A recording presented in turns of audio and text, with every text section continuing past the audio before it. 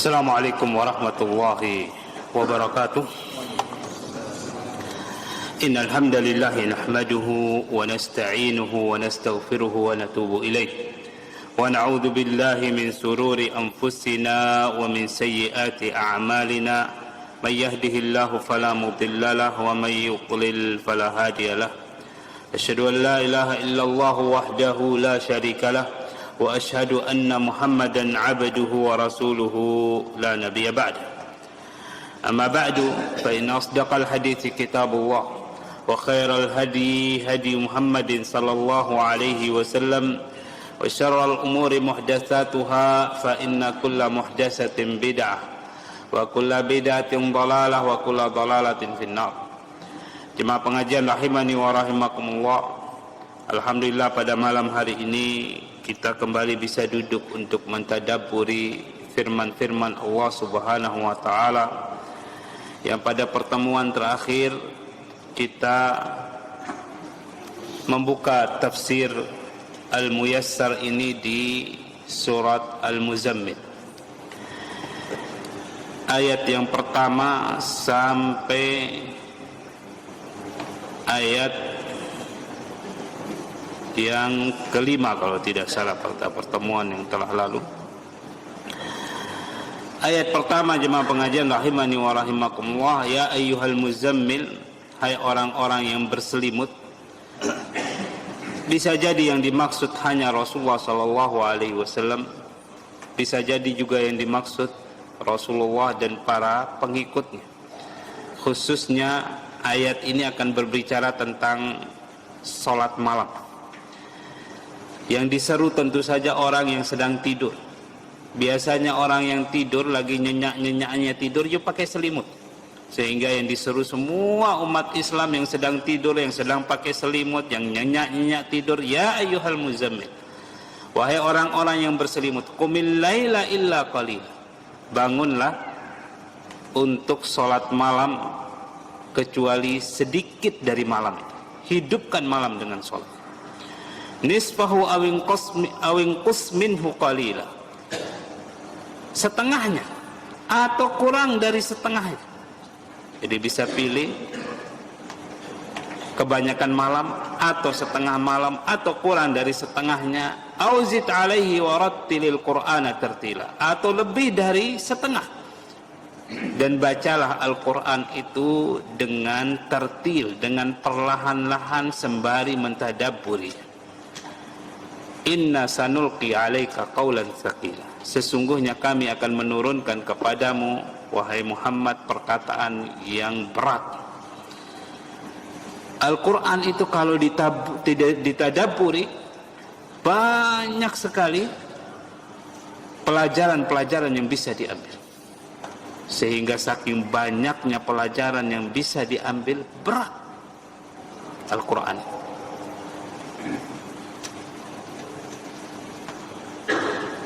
Berat ketika mentadabburi, ketika mempelajari, sehingga butuh waktu khusus.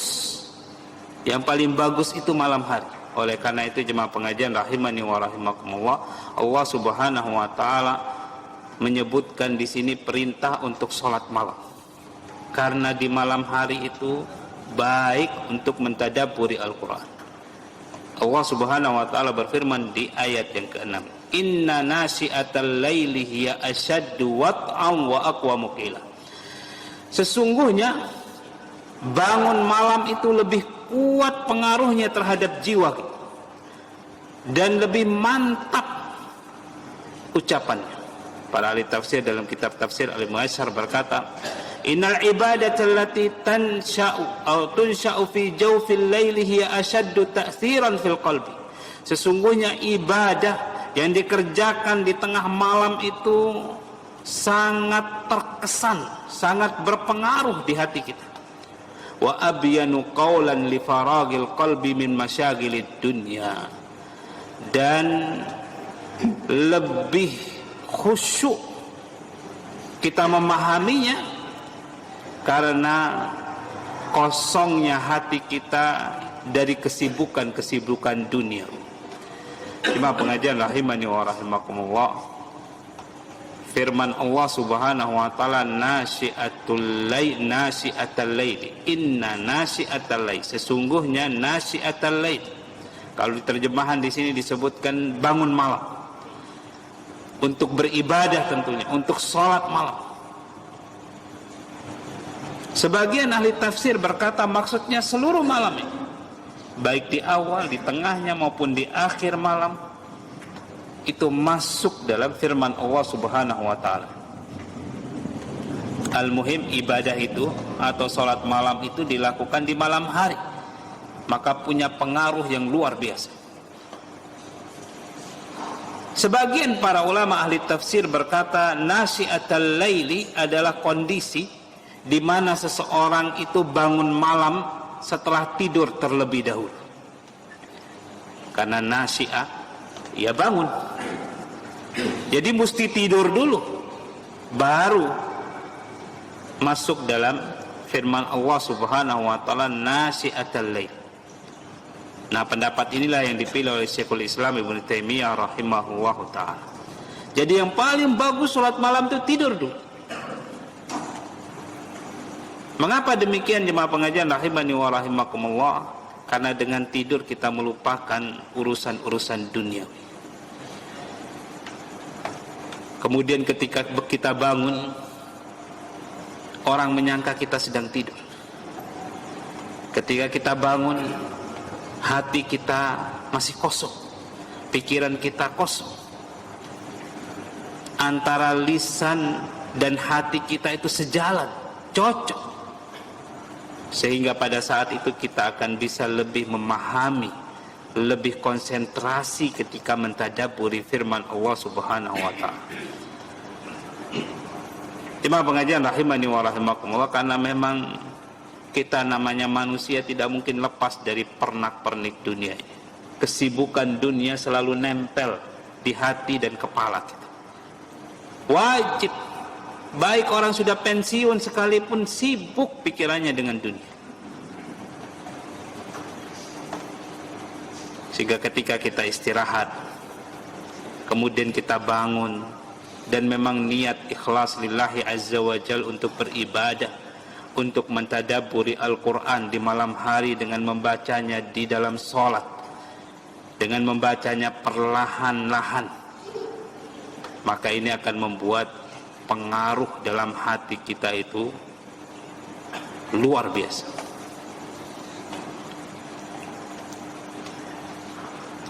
Jemaah pengajian rahimani wa rahimakumullah,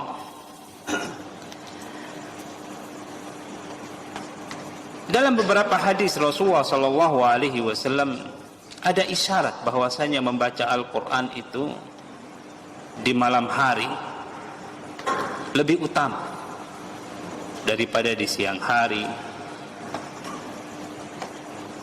atau di waktu-waktu yang lain. Sebagaimana misalnya hadis yang diriwayatkan Imam Ahmad, Rasulullah sallallahu alaihi wasallam bersabda, "As-siyamu wal Qur'anu yashfa'ani lil 'abdi yaumal qiyamah." Puasa dan Al-Quran itu bisa memberi syafaat kepada seorang hamba di hari kiamat kelak. Yaqulus siyam, ketika memberi syafaat itu ibadah puasa berkata, "Ay Rabbi, wahai Rabbku, mana'tuhu at-ta'ama wasyahawati bin nahar." Saya yang menghalangi dia dari makan dan syahwatnya di siang hari karena berpuasa. Fasyafi'ni fihi, maka izinkanlah aku memberi syafaat kepada hamba ini. Wa yaqulul Qur'an, nah ini yang jadi buktinya. Dan Al-Quran berkata, mana'tuhun naum bil lail, saya yang menghalangi dia tidur di malam hari. Fasyafi'ni fihi, maka berikan saya izin untuk memberi syafaat kepada orang. Qala fayusyaffa'ani, kemudian mereka berdua pun, Al-Quran dan puasa pun, diberi izin untuk memberi syafaat kepada sang hamba. Jelas di dalam hadis ini disebutkan, Al-Quran menyebutkan bahwasanya dialah yang menghalangi seorang hamba tidur. Artinya hamba tersebut membaca Al-Quran di malam hari. Jemaah pengajian rahimani wa rahimakumullah, semoga Allah Subhanahu wa taala merahmati kita semuanya.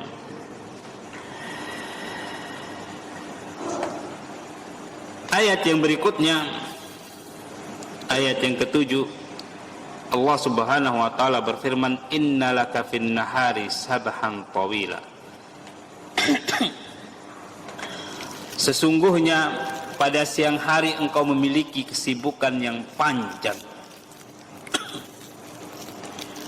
Para ahli tafsir dalam kitab tafsir Al-Muyassar berkata, innalaka fin nahari tasarrufan wa taqalluban fi masalihik. Sesungguhnya engkau pada siang hari itu bolak-balik mencari kemaslahatan untuk dirimu. Wastighalan wasi'an bi umuri risalah, dan engkau punya kesibukan yang banyak dalam urusan menyampaikan risalah Allah Subhanahu wa taala. Fafarrik nafsaka lailan liibadati rabbik, maka sempatkanlah dirimu pada malam hari untuk beribadah kepada Rabbmu. Jemaah pengajian rahimani wa rahimakumullah, Allah Subhanahu wa taala berfirman di akhir ayat yang ketujuh ini, sabhan tawila. Sebagian para ulama menafsirkan bahwasanya yang dimaksud dengan sabhan tawila, Rasulullah sallallahu alaihi wasallam memiliki waktu yang panjang di siang hari untuk menyelesaikan hajat-hajat beliau, sehingga pada malam hari Nabi sallallahu alaihi wasallam punya waktu untuk Allah Subhanahu wa taala mentadabburi ayat-ayat yang diturunkan kepada beliau. Sebagian para ulama lagi berkata bahwasanya, para ahli tafsir berkata bahwasanya maksudnya Nabi sallallahu alaihi wasallam memiliki waktu di siang hari untuk tidur. Tidur siang. Tidur siang itu sunnah. Rasulullah SAW bersabda, tidur sianglah kalian karena syaitan tidak tidur siang. Jadi Rasulullah SAW punya waktu di siang hari untuk tidur. Setelah itu di malam hari beliau bisa bangun untuk sholat malam. Ini yang dimaksud dengan innalaka fin nahari sabhan tawil. Jadi bisa jadi dua-duanya masuk. Memang di siang hari tempat kita kerja, tempat cari rezeki, tempat kita menyelesaikan seluruh kesibukan-kesibukan kita. Dan luangkan waktu untuk istirahat sedikit di siang hari supaya nanti malam kita bisa sholat malam. Ayat yang ke-8, wadhkur isma rabbika wa tabattal ilaihi tabtila. Sebutlah nama Rabbmu dan beribadahlah kepadanya dengan sepenuh hati. Para ahli tafsir dalam kitab tafsir Al-Muyassar berkata, wadhkur ayyuhan nabi isma rabbik. Wahai Nabi, sebutkan nama Rabb, fada'uhu biha atau fada'uhu bihi, dan gunakan nama Rabbmu itu untuk berdoa kepadanya. Wanqati ilaihi inqita'an taman fi ibadatik, dan beribadahlah kepadanya dengan penuh ketekunan. Wa tawakkal alaihi, dan bertawakkallah kepadanya. Jemaah pengajian rahimani wa rahimakumullah, semoga Allah Subhanahu wa taala merahmati kita semuanya. Kalau dalam kitab tafsir Al-Muyassar ini, para ahli tafsir yang menulis kitab tafsir Al-Muyassar ini menafsirkan wadhkur isma rabbik, dan sebutlah nama Rabbmu, maksudnya ud'uhu bi asma'il husna. Berdoalah kepada Rabbmu dengan nama-nama Asmaul Husna. Sebagian ahli tafsir yang lainnya menyebutkan bahwasanya maksudnya wadhkur isma rabbik, sebutkanlah nama Rabbmu, jangan lupa membaca basmalah. Bahkan mereka berkata jangan lupa membaca basmalah di awal sholat agar mendapat pertolongan dan kemudahan. Namun jemaah pengajian rahimani wa rahimakumullah, tidak ada satu hadis pun yang menjelaskan kita disyariatkan membaca basmalah sebelum sholat. Karena sebelum sholat atau ketika masuk sholat punya zikir sendiri, yaitu yang disebut sebagai takbiratul ihram, Allahu Akbar. Itu sudah menyebut nama Allah Subhanahu wa ta'ala. Sebagian ahli tafsir yang lain mengatakan bahwasanya maksudnya wadhkur isma rabbik adalah sholatlah karena Allah Subhanahu wa ta'ala dengan ikhlas. Jemaah pengajian rahimani wa rahimakumullah, kalau tafsir yang pertama dan ketiga punya dalil-dalil yang banyak yang mendukung. Tapi kalau tafsir yang kedua membaca bismillah sebelum sholat ini tidak punya dalil.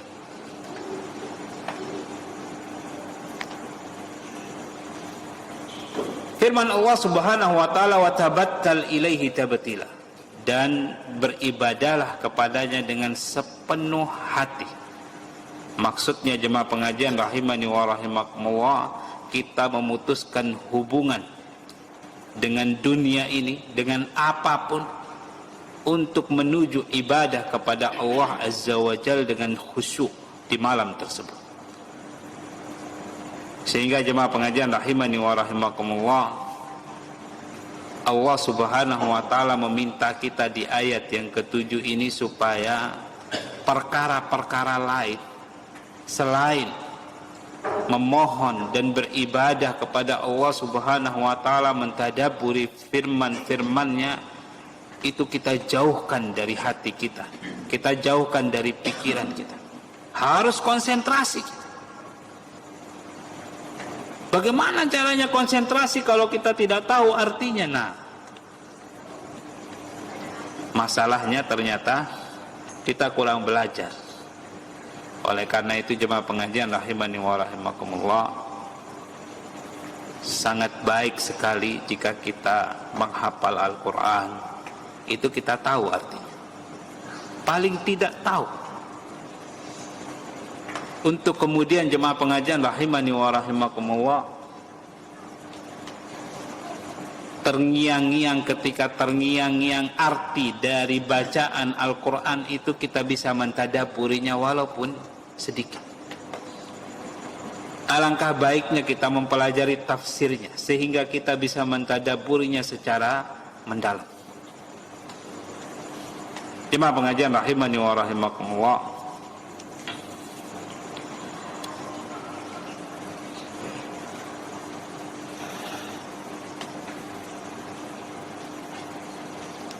Allah Subhanahu wa ta'ala menginginkan kita agar betul-betul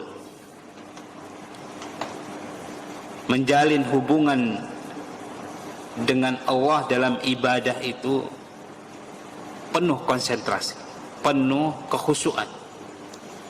Karena tidak diragukan lagi jemaah pengajian rahimani wa rahimakumullah, dunia ini menyibukkan. Terkadang ketika sholat jemaah pengajian rahimani wa rahimakumullah, syaitan datang membisikkan di dalam hati kita masalah yang kita dapati tadi, perkara yang kita sedang urus, pekerjaan yang sedang kita urus, yang belum selesai tadi siang, bagaimana besok kita harus bisa menyelesaikan, bagaimana jalan keluarnya. Sengaja syaitan itu datang, seolah-olah kita merasa jemaah pengajian rahimani wa rahimakumullah ini dari hati kecil kita, padahal itu semua wiswasus syayatin, bisikan-bisikan syaitan. Apalagi jemaah pengajian rahimani wa rahimakumullah, dunia kita sekarang ini berbeda dengan dunianya Rasulullah SAW dulu. Dunia kita ini penuh dengan hal-hal yang sangat menarik sekali, penuh dengan fitnah dan cobaan-cobaan, mulai dari harta benda yang indah-indah dipandang, makanan yang enak-enak, Mana ada jenis makanan seperti sekarang ini di zaman Rasulullah SAW. Makanan mereka jenisnya terbatas, pakaiannya jenisnya terbatas, rumahnya ya begitu-begitu saja. Zaman sekarang ini subhanallah, kalau rumah zaman sekarang dipindah ke zaman Rasulullah, istana itu megah luar biasa, karena rumah mereka dulu dari tanah dan atapnya itu dari daun korma.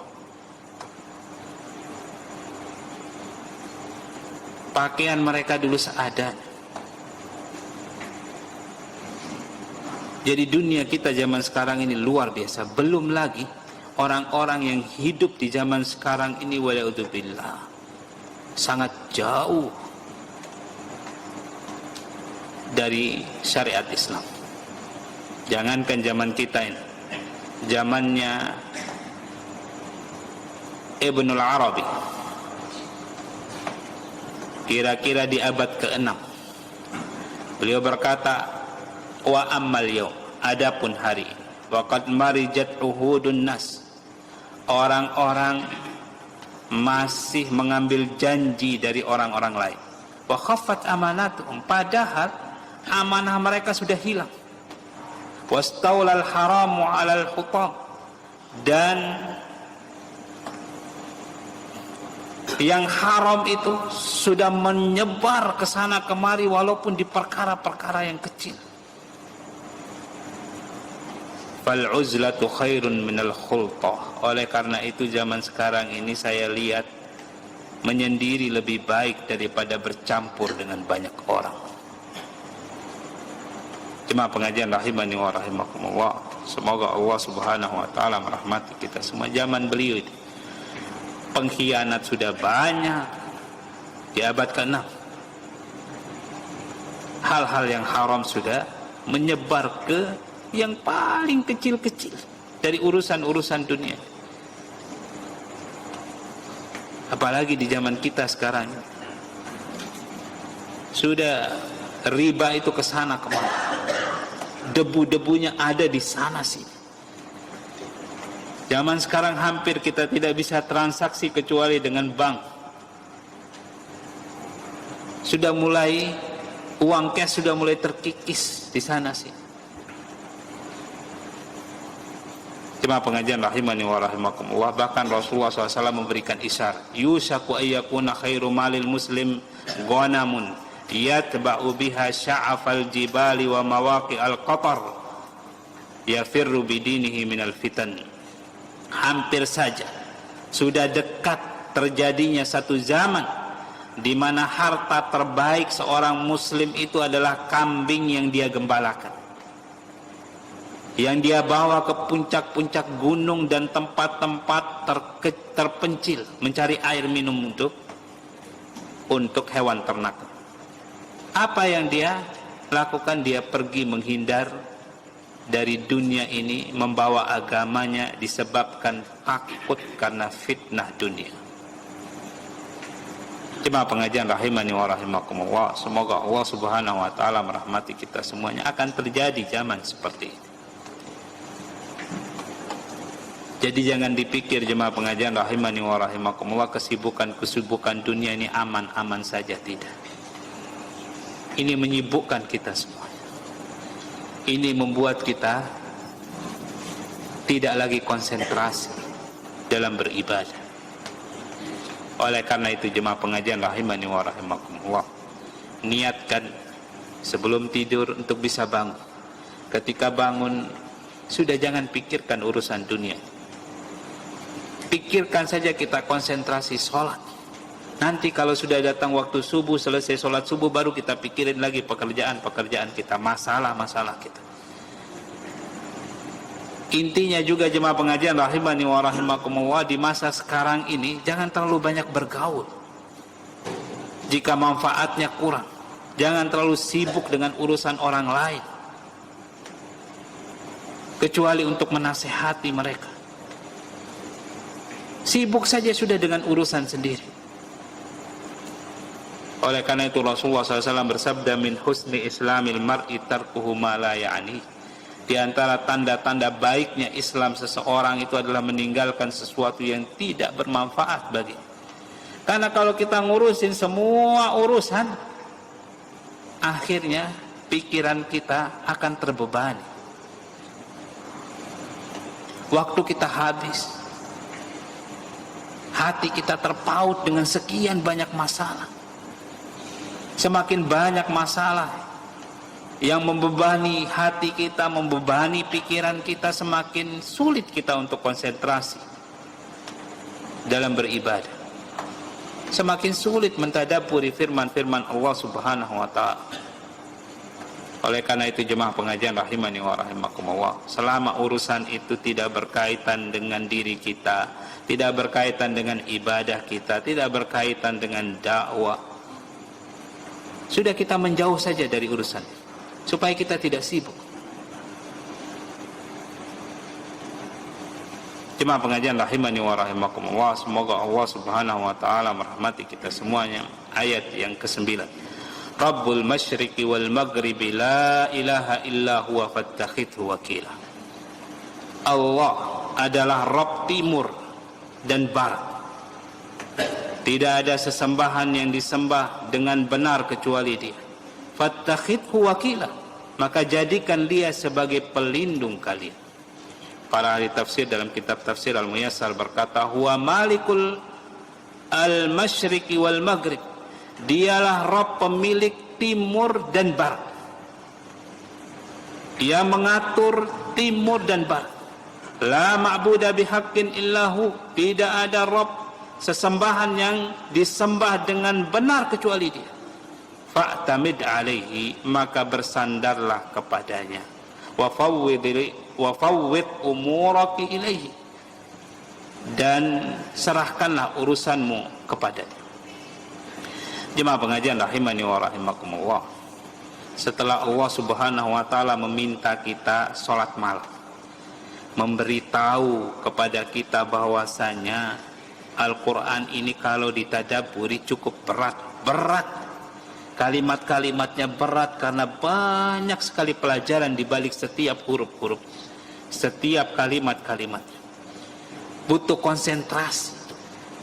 Sehingga di malam hari tolong konsentrasi kalau kita sholat malam. Urusan dunia ini dilepaskan semua. Allah Subhanahu wa taala menegaskan Rabbul masyriqi wal maghrib, karena Dia Allah Subhanahu wa taala pemilik timur dan barat. Pemilik semuanya ini adalah Allah Subhanahu wa taala. Kalau orang sadar bahwasanya yang memiliki alam semesta ini adalah Allah Subhanahu wa taala, dia tidak akan repot-repot memikirkan ini, memikirkan itu. Tawakal sudah sama Allah Subhanahu wa taala. Tinggal kita dekatkan diri kita kepada Allah Subhanahu wa taala, karena Dia yang memiliki segala sesuatu. Tentu setelah itu kita tidak akan beribadah kecuali kepada Allah Subhanahu wa taala. Kesyirikan-kesyirikan akan jauh dari diri kita. Kita tidak akan bergantung kepada selain Allah Subhanahu wa taala. Kita akan penuh tawakal kepada Allah Subhanahu wa taala. Jemaah pengajian rahimani wa rahimakumullah, kalau tingkat tawakal kita seperti ini, sholat malam itu ringan. Dunia ini bukan sesuatu yang mahal, sangat murah, sampai-sampai kita tidak akan mau memikirkan. Karena rezeki ditanggung oleh Allah Subhanahu wa taala. Nasib kita di dunia ini sudah ditentukan oleh Allah Subhanahu wa taala. Cuman kita diminta agar berupaya saja, berusaha secukupnya. Sisanya serahkan kepada Allah Subhanahu wa taala, karena Dia yang memiliki seluruh alam semesta. Jangan khawatir, kita tidak akan pernah dibiarkan kelaparan kecuali ajal kita tiba. Rezeki kita sudah tercatat semuanya. Buat apa repot-repot, susah-susah? Buat apa coba? Tawakal kepada Allah Subhanahu wa taala. Oleh karena itu jemaah pengajian rahimani wa rahimakumullah, hubungan antara tauhid dengan tawakal ini sangat erat, kuat.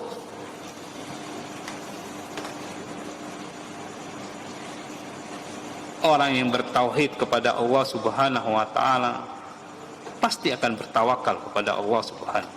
Orang yang bertawakal pasti akan mentauhidkan Allah Subhanahu wa taala. Saking pentingnya jemaah pengajian rahimani wa rahimakumullah, saking eratnya hubungan antara keduanya, Allah Subhanahu wa taala meletakkannya dalam satu surat di Ummul Quran. Di surat Al-Fatihah, Iyyaka na'budu wa iyyaka nasta'in. Hanya kepadamu kami menyembah dan hanya kepadamu kami memohon pertolongan. Yang pertama jemaah pengajian rahimani wa rahimakumullah, tauhid kepada Allah Subhanahu wa taala. Yang kedua, memohon pertolongan kepada Allah Subhanahu wa taala, itulah tawakal kepada Allah Subhanahu wa taala. Saking mulianya tawakal ini, Allah Subhanahu wa taala menjanjikan orang-orang yang tawakalnya penuh itu akan masuk surga tanpa adab dan tanpa hisab. Mereka cuma 70.000 saja. Dan karena Allah Subhanahu wa taala Maha Pengasih lagi Maha Penyayang, setiap satu orang dari 70.000 ini dilipatkan 70.000 lagi. Kita semua tahu hadisnya, diriwayatkan Imam Bukhari. Ciri-ciri mereka ini, humul ladina la yataqayyarun wa la yastarqun wa la yaktawun wa ala rabbihim yatawakkalun. Mereka ini adalah orang-orang yang tidak taqayyur. Taqayyur itu mengundi nasib. Kenapa orang itu mengundi nasib? Karena pesimis, tidak tawakal kepada Allah Subhanahu wa taala. Selalu berpikiran buruk. Kalau saya keluar nanti jangan-jangan ditimpa musibah. Bagaimana saya tahu? Ya sudah, burung ini diterbangkan saja. Burung yang lagi asik-asik hinggap dilemparin, dilihat terbang kemana ini? Terbang ke kanan, alhamdulillah, nasib saya baik hari ini. Terbang ke kiri, pesimis saya, nasib saya buruk. Terbang ke depan, tidak tahu tafsirannya apa. Terbang ke belakang, lain lagi tafsirannya. Waliyadzubillah. Bahkan ada yang orang yang pesimis dengan wajah orang lain. Begitu keluar rumah ngelihat orang jelek muncul, nasib saya sial hari ini. Waliyadzubillah. Itu namanya taqayyur. Ini termasuk dari bagian kesyirikan. Orang muslim itu orang yang optimis dalam segala sesuatu. Optimis Allah Subhanahu wa taala akan menakdirkannya takdir yang baik. Tawakal ketika keluar rumah, tawakal melakukan segala sesuatu. Sehingga ketika keluar rumah kita diajarkan doa oleh Rasulullah sallallahu alaihi wasallam. Apa doanya?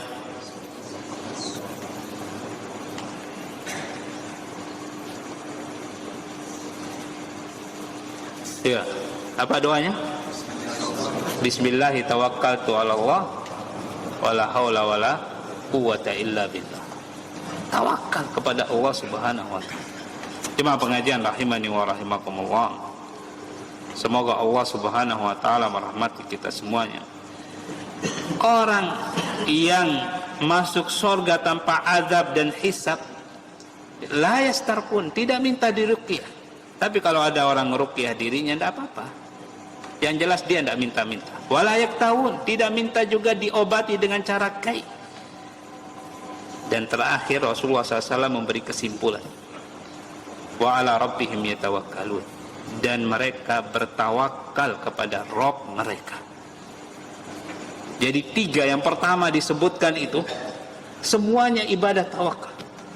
Terakhir disimpulkan lagi. Tawakal loh maksud saya ini. Kurang apa lagi Rasulullah SAW menjelaskan ciri-cirinya. Sudah disebutkan contohnya, disebutkan kesimpulan terakhir. Kalau bukan ini urusan yang luar biasa yang akan membuat nasib kita, kehidupan kita baik dunia dan akhirat, Rasulullah SAW tidak akan menyebutkan semuanya dalam satu hadis. Jemaah pengajian rahimani wa rahimakumullah, semoga Allah Subhanahu wa taala merahmati kita semuanya. Saya teringat perkataan Imam Al-Hasan Al-Basri. Beliau berkata bahwasanya Al-Qur'an itu diturunkan, kitab-kitab suhuf itu diturunkan oleh Allah Subhanahu wa taala, dan ilmunya dikumpulkan di dalam Al-Qur'an.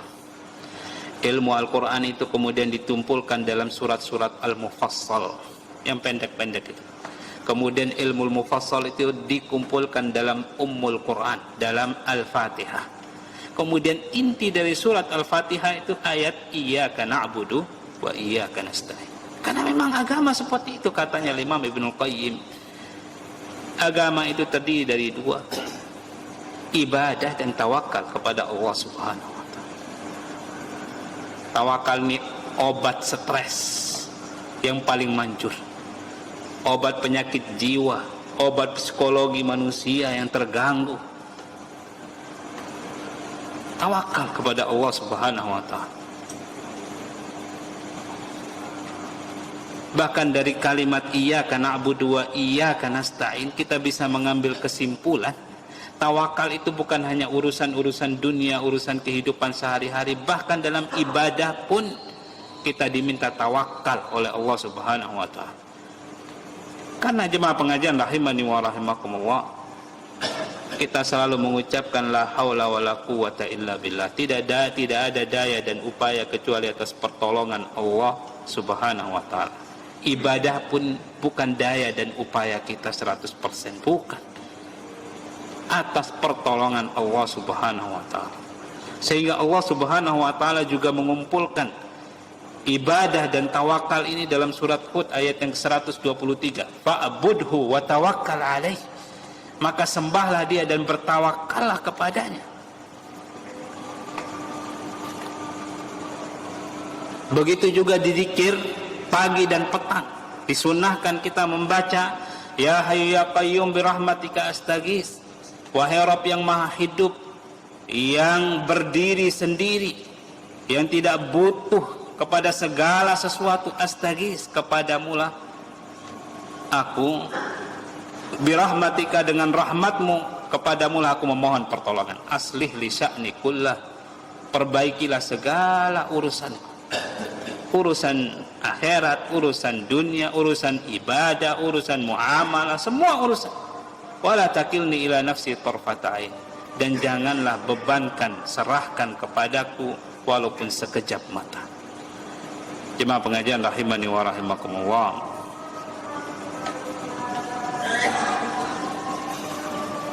Allah Subhanahu wa taala juga berfirman di surat Asy-Syu'ara ayat yang ke-217 sampai 219, wa tawakkal 'alal 'azizir rahim, dan bertawakallah kepada yang maha perkasa lagi maha penyayang. Alladzi yaraka hina taqum, yang melihat engkau ketika engkau berdiri untuk sholat. Jadi disebutkan di sini tawakal walaupun dalam sholat. Wa taqallubaka fis sajidin, dan melihat engkau juga dalam perubahan gerak-gerik badanmu di antara orang-orang yang sujud. Dalam ibadah pun kita diminta tawakal oleh Allah Subhanahu wa taala. Dan tawakalnya itu kepada yang maha perkasa lagi maha penyayang, Allah Subhanahu wa taala. Jangan bergantung kepada manusia. Manusia itu makhluk yang lemah. Jangan bergantung kepada pimpinan, kepada bos, kepada siapa yang punya perusahaan, kepada orang-orang kaya. Jangan.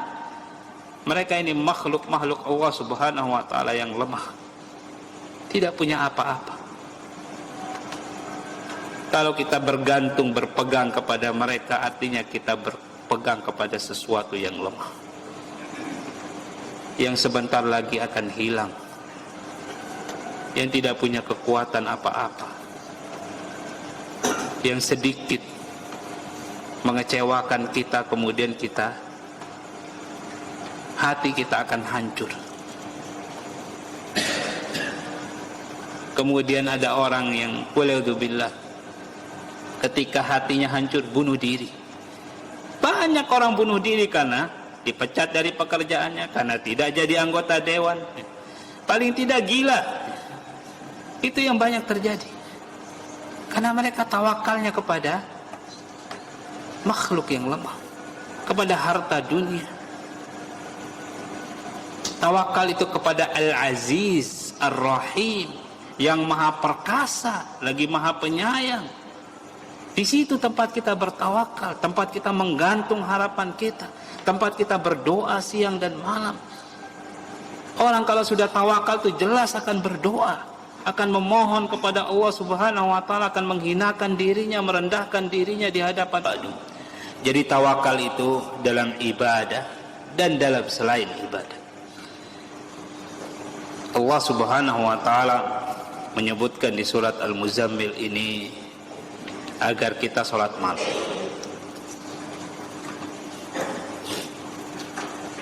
Baik sebagian kecil, setengahnya, atau lebih dari setengah. Tadabburi Al-Quran di situ.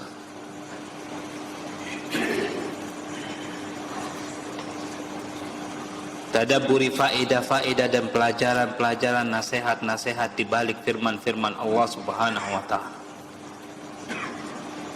Jangan pikirkan urusan dunia.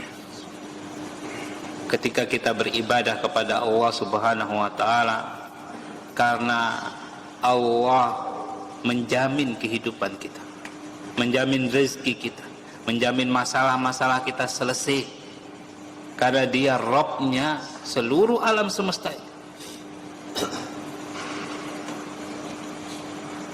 Karena kita hanya menyembah Allah Subhanahu wa taala, la ilaha illahu fattakhidhu wakila. Maka jadikan Allah itu pelindung tempat kalian bertawakal, berpegang teguh dalam ibadah kalian. Rasakan kalau ibadah kita ini yang kita lakukan, kita niat ikhlas kepada Allah Subhanahu wa taala. Yang kita sembah ini, kita pikirkan, kita tanamkan dalam hati kita, yang kita sembah ini dengan ikhlas ini, Rabbnya seluruh alam semesta, maha kaya, maha kuasa untuk melakukan segala sesuatu. Di situ tempat kita berpegang, bertawakal, memohon pertolongan dalam ibadah kita. Kalau kita bisa menghadirkan makna seperti ini dalam hati kita, kita akan khusyuk beribadah. Kalau ada bisikan-bisikan syaitan, tolak dengan prinsip seperti ini. Ini urusan dunia. Allah Subhanahu wa taala maha kaya, maha kuasa. Nanti saja saya pikirkan. Sekarang waktu saya beribadah, waktu saya ikhlas kepada Allah Subhanahu wa taala, tidak tercampur dengan urusan-urusan yang lain. Kita akan bisa melawan bisikan-bisikan syaitan. Semakin banyak kita mencoba, semakin mahir kita khusyuk dalam ibadah. Dalam urusan dunia, Rasulullah SAW mengajarkan kita doa keluar rumah. Bismillah. Awalnya Bismillah.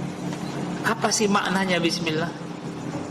Asta'inu bi ismi Allah. Saya memohon pertolongan dengan namanya Allah. Namanya Allah itu berapa? Subhanallah, la yuhsah, tidak terhitung. Semua nama Allah Subhanahu wa taala masuk dalam kalimat kita ini. Jadi ini kalimat yang sangat luar biasa. Ketika kita mengucapkannya, ini mantra yang paling top, karena kita telah menyebutkan semua nama-nama Allah Subhanahu wa taala. Bismillah. Tawakkaltu 'ala Allah. Saya bertawakal kepada Allah ketika keluar. Saya bergantung kepada Allah. Rezeki saya, nasib saya, umur saya, susah senangnya saya, semuanya di tangan Allah Subhanahu wa taala. Saya memohon perlindungan kepada Allah. Wala haula wala quwata illa billah. Kita mengakui tidak ada daya dan upaya ketika kita keluar rumah ini kecuali atas pertolongan Allah. Ketika kita pergi kerja mencari rezeki, ketika kita mengurus segala sesuatu di luar rumah kita maupun di dalam rumah kita, semua atas pertolongan Allah Subhanahu wa taala. Tidak ada daya dan upaya dari kita pribadi. Kalau kita bertawakal seperti ini, jemaah pengajian rahimani wa rahimakumullah, tidak ada yang susah di dunia ini. Apapun musibah yang menimpa kita rasanya ringan, karena kita sudah mohon pertolongan kepada Allah dengan seluruh nama-namanya, karena kita sudah bergantung kepada Allah Subhanahu wa taala, karena kita sudah mengakui tidak ada daya dan upaya kita ini makhluk yang lemah. Semua atas pertolongan Allah Subhanahu wa taala. Apalagi coba, nikmat yang mana yang kita dustakan?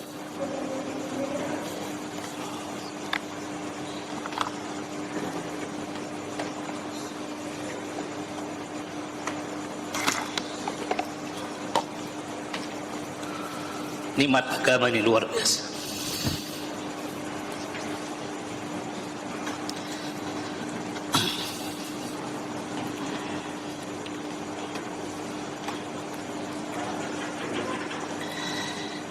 Yang kalau kita mau sadari, cukup semuanya, sangat mencukupi kita untuk bahagia dunia dan akhirat. Demikian jemaah pengajian rahimani wa rahimakumullah. Semoga Allah Subhanahu wa taala merahmati kita semuanya. Semoga apa yang kita pelajari malam hari ini bisa kita tanamkan di dalam hati kita, kita ingat selalu, supaya bisa kita praktekkan dalam kehidupan kita, dalam ibadah kita, sehingga kita semua dikumpulkan di surganya Allah Subhanahu wa taala kelak. Wa akhiru da'wan alhamdulillahirabbil alamin. Subhanakallahumma rabbana bihamdika asyhadu an la ilaha illa anta astaghfiruka wa atubu ilaik. Wassalamualaikum warahmatullahi wabarakatuh.